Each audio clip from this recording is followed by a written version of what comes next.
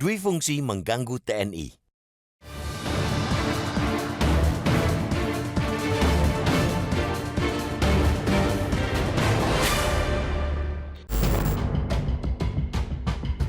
Di negeri ini, mempertahankan reformasi ternyata lebih sulit daripada menciptakannya. Perlahan tapi pasti, semangat dan cita-cita reformasi yang digelorakan oleh mahasiswa dan rakyat pada 1998 mulai mengendur, bahkan lesu darah. Selain korupsi yang semakin menjadi-jadi, perluasan peran TNI dalam ranah sipil yang pada era Orde Baru disebut dwi fungsi ABRI, sebagian akan dihidupkan lagi. Di bawah rezim Orde Baru, doktrin peran ganda ABRI dimaknai menempatkan militer sebagai alat pertahanan dan keamanan negara juga berperan penting dalam kehidupan ideologi, politik, ekonomi hingga sosial. Tak mengherankan jika kala itu ABRI menduduki jabatan-jabatan sipil secara masif, mulai dari ketua rukun tetangga, kepala daerah, anggota parlemen, jabatan eksekutif, duta besar, pimpinan BUMN hingga menteri. Pada akhirnya, rezim Orba menjadikan ABRI sebagai alat pengontrol kekuasaan, sekaligus stabilisator dan dinamisator kehidupan berbangsa dan bernegara. Kini, reformasi dipukul mundur jauh ke belakang. Revisi Undang-Undang Nomor 34 Tahun 2004 tentang Tentara Nasional Indonesia yang disusun secara kilat dan menjadi usulan inisiatif DPR RI jadi pintu pembuka langkah mundur itu. Semula, pasca reformasi, prajurit TNI aktif dibatasi hanya boleh mengisi 10 jabatan sipil. Kini, draft revisi Undang-Undang TNI membuka pintu seluas-luasnya bagi tentara mengisi jabatan di semua kementerian dan lembaga. Hal itu tertuang dalam revisi Pasal 47 dan Pasal 53 Undang-Undang TNI. Pengisian jabatan sipil oleh TNI itu sesuai kebijakan Presiden.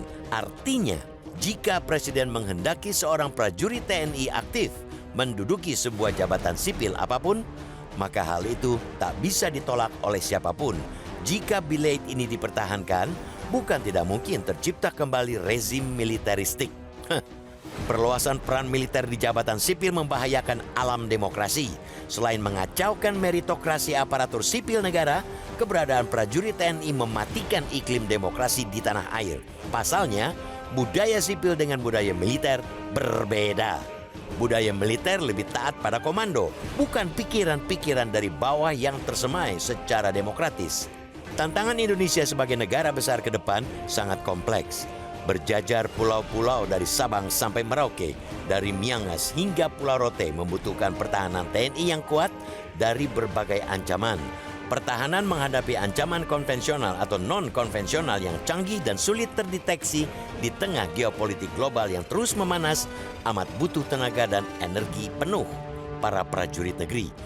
Oleh karena itu, dibutuhkan sumber daya manusia TNI yang profesional dan adaptif untuk memenuhi kebutuhan zaman.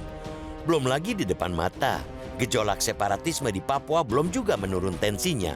Hal ini membuktikan strategi penanganan yang belum efektif, termasuk pelibatan TNI. Perluasan peran TNI di wilayah sipil bukan kebutuhan TNI dan bukan kebutuhan negara demokrasi yang berbasis supremasi sipil. TNI harus kembali ke barak. Pemerintah harus menciptakan prajurit TNI yang profesional, alutsista yang mumpuni, dan kesejahteraan yang layak. Sebaiknya tinjau lagi revisi Undang-Undang TNI.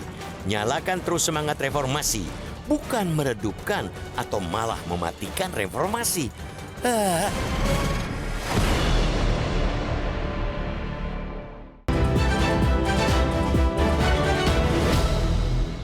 Jelajahi cara baru mendapatkan informasi. Download Metro TV Extend sekarang.